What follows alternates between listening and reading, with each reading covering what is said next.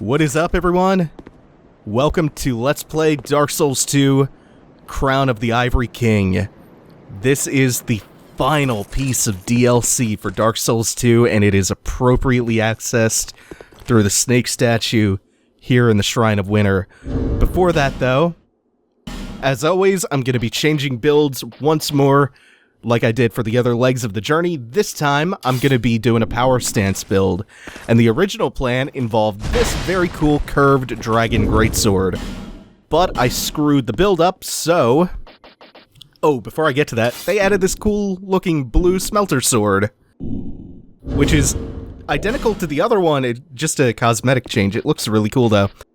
So I switched to plan B, and C, and D, and so on. I've got some backup options, but for the majority of this, we're gonna rock a power stanced Moonlight Greatsword +5 in the right hand, and in the left, we've got a +5 Majestic Greatsword, Artorias' sword, which can do this when power stanced. Let's get another better view of that. Holy shit! So the Majestic Greatsword not only has a unique moveset when wielded in the left hand, in addition to giving you 50 extra attack rating in the left hand, it has a unique moveset when power stanced. But enough of all that. Let's see what waits in the final DLC. Holy shit. Holy shit. Oh man. Yeah, let's get a nice, sweeping, panoramic shot of this. Good God. Is that not one of the most gorgeous vistas you've ever seen in a Souls game? Holy shit. I can't even conjure other words for it. Beautiful. Just amazing. And look how the snow sticks to you and you get coated in powder. God damn, what a great first impression this makes. And, it only gets better. Crown of the Ivory King might be my favorite. It's damn good. It starts you off with that amazing first impression of just, like, how striking and powerful the art style is. And then it introduces some really cool stuff. Again, good level design.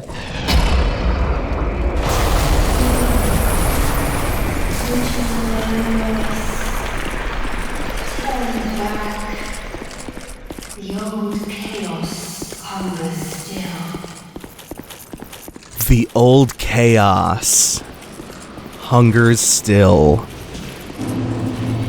And we enter frozen Eleum Loyce, and we're greeted by this raging, horrific snowstorm that is just blinding. Visibility is next to nothing. That left path behind us leads immediately to a boss that we should not fight just yet.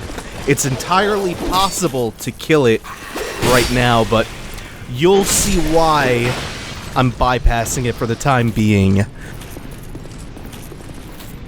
There's a very important item to pick up much deeper into the DLC that changes the way the fight works for the better. Forgot about you behind me. That move is so damn good because the second hit... That second hit always pancakes enemies. It will always knock them down. The first hit does a lot more damage, but the second always causes a knockdown. Like so. And then as they're getting up, you take your cheap shot as they're getting to their feet. This is the first time... Oh, by the way, this is going to be, I think, a shortcut later, and it's also a way you access a bit of treasure, I want to say. I have not used a power stance build at all through my playthroughs of this game, so this is going to be an interesting new experience. Alright. This is Golden Fruit Bomb.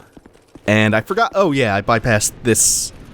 Not really an enemy. I haven't played deep enough on my other characters through the DLC to actually know what their purpose is, so I'm gonna leave that one be for now. You can kill them, but you can't target them, and they're non-hostile. So I'm gonna wait a little bit and make sure I'm not gonna incur any kind of nasty consequence for killing those before I actually start. This is incredible, like this intense snowstorm. This is the first time I think a snow level has been featured in a Souls game, and then they go the extra mile and turn it into kind of a mechanic with a snowstorm. They take really good advantage of the low visibility to put you in interesting ambushes, and they play that up in the level design. It makes it really cool. I'm so impressed with this. It honestly is like a whole different game. The 3 DLCs have been so dramatically better than the base game that it's unreal.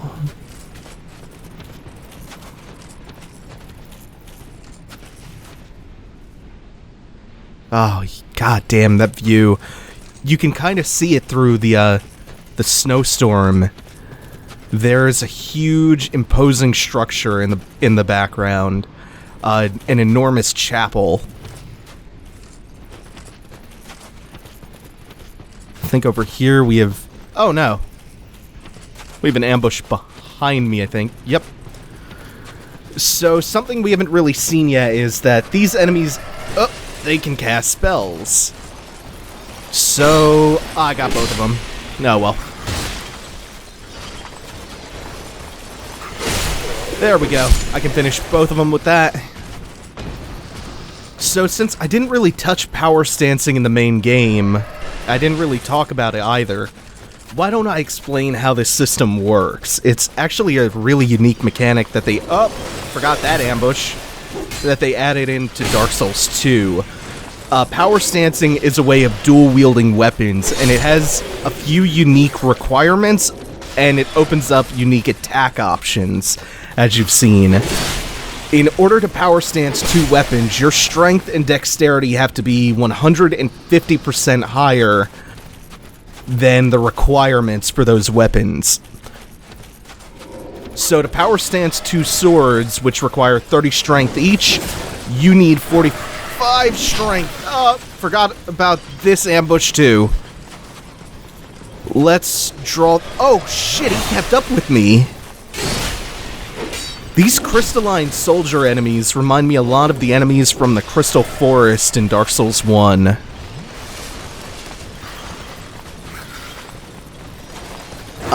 This is kind of bad. You know what, I'll take him out, and I'll take the hits. That's fine, I can take that trade, and then you're, like, half health. Oh! Ah, shit, he jumped away. I should not have done the second swing. I thought the second swing, I would have stepped forward far enough to reach him. This is not going well. There we go. Shit, that step back is really getting me. So, that is the R2 attack for the Moonlight Greatsword. A nice, cool-looking projectile. The Moonlight Greatsword, in case I haven't dropped this tidbit in this playthrough, is in every single one of FromSoft's games. It's a 100% recurring weapon in their games.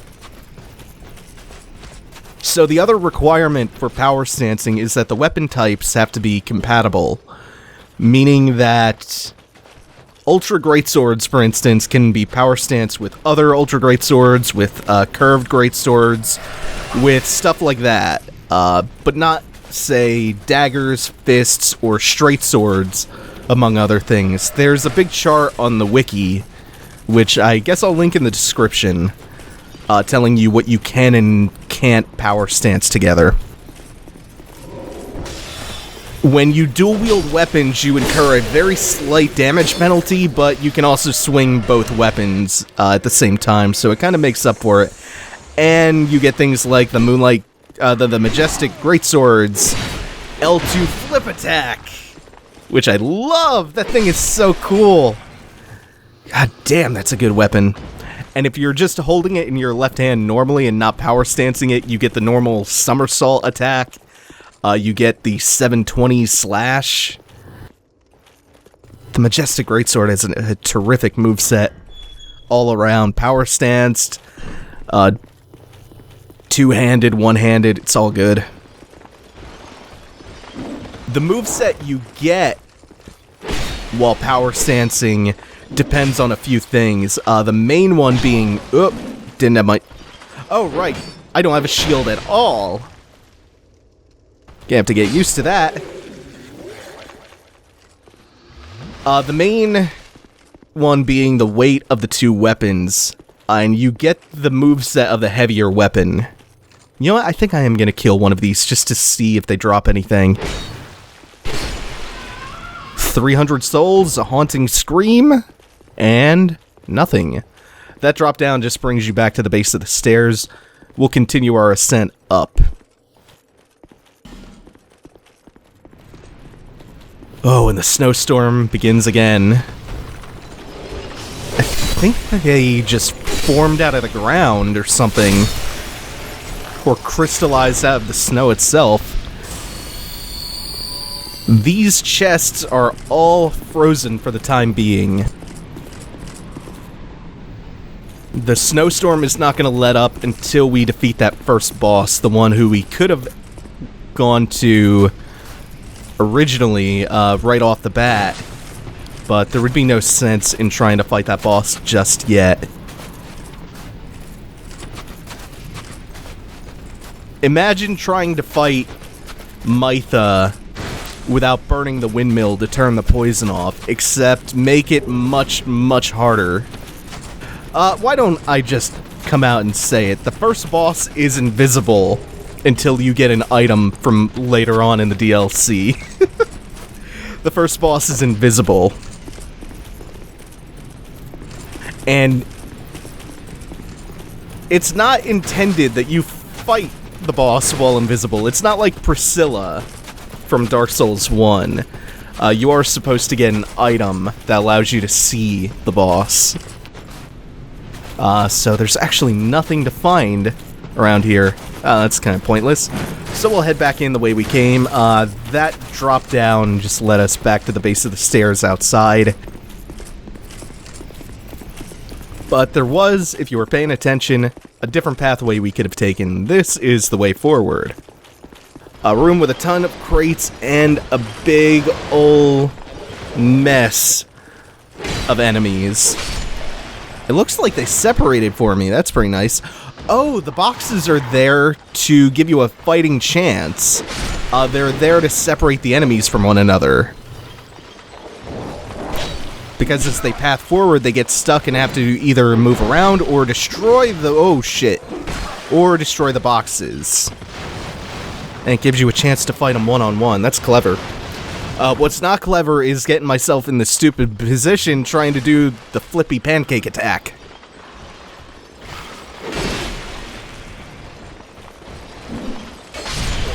Yeah, that's not quite what I was intending. I forgot that my R2 was going to be the Moonlight Greatsword's projectile, but that worked out all the same.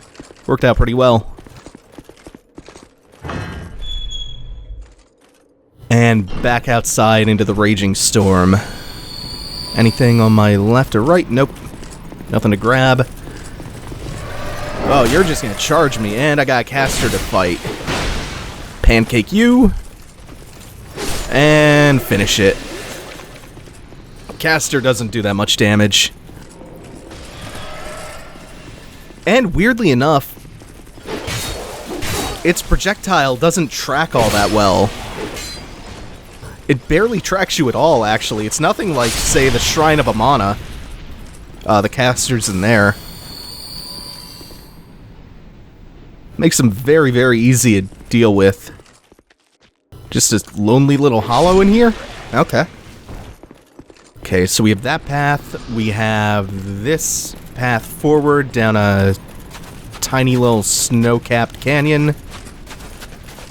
We can't really do anything down that pathway just yet. Again, we have to defeat the first boss and make the storm subside a little bit, and we have a bonfire down that path, so we'll hit up this optional pathway first. Oh, I love this nice little icy cavern.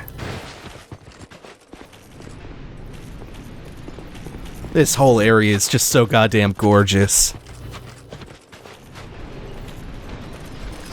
Oh, forgot about this little ambush. I heard him coming out of the snow, though. Or walking around in it. Ooh, you don't stagger easily. Right. You don't stagger easily at all. So, best to not rely on that against these guys. 1,000 damage in 2 hits. That's not too bad. I think they're more physically resistant than some of the other enemies. This is going to be a lower damage build than some of my others, but still not bad. Still perfectly acceptable. And at the end of the path, you get the old bell helm. And that's all there is to see down here. So, we have this path and the other optional pathway that we can't really do anything with yet. So, we'll forge ahead once again towards the bonfire.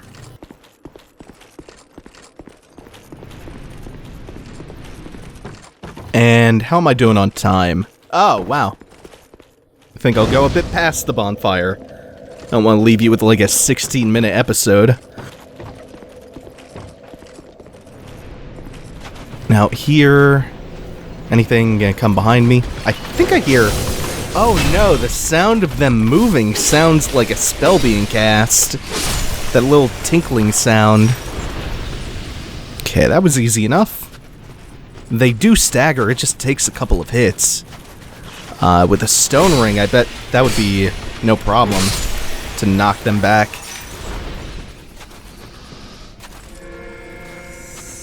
Keep thinking there are items around every corner. This is a pretty item-dense DLC. There's like 15, 16 items or something. Yeah, you're not getting me with that leaping strike shit. Ah, that jump back. It's like the Bloodborne backdash. Backstep, rather. Okay, before we explore... Oh, there's you two. Take you out. And are you gonna come after me up the stairs? Nah, you're just gonna putz around. Woo. He can materialize either a big-ass club from ice, or he can manifest some fist weapons. It's a pretty cool enemy, actually. So we have a few optional pathways. Actually, this forks off into a few different paths. So we'll head down this one first, and this is going to lead to a spell. Don't want to drop down. That'll lead me back to where I was. Dark Dance. Sounds pretty cool. I am not going to be using it, though, obviously. The only thing that sucks about the Majestic Greatsword is it requires 20 faith and 20 intellect, along with the other requirements of like 25 strength and dex. Ring of the Embedded. Let's check that out. Where are you? That one.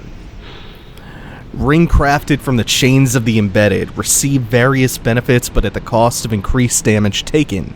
The chains of the Embedded have the power to transform people into slaves of pleasure, setting them on a path of ruin. This ring augments that peculiar quality. Gain surprises, but take increased damage. That's a curious little ring. The Embedded was that guy bound in chains, barring us from the Milfinito locked away in Drangley Castle. And he bound himself there because he couldn't resist the temptations of the flesh. And that ring is interesting because it gives you more endurance, vigor, and vitality, but not a fixed amount. It scales like the mundane infusion does, as far as I'm aware. Ooh, I was lucky I did. How did I not get hit? Wonky, weird hitboxes. That doesn't open from this side. So, we just have this gigantic gate in front of us. Oh, I hear a spell. Nope, that's from the caster in the tower. What lies beyond this gate, we'll have to wait until next time to find out. Thanks for watching, everyone. Take it easy. Have a good one.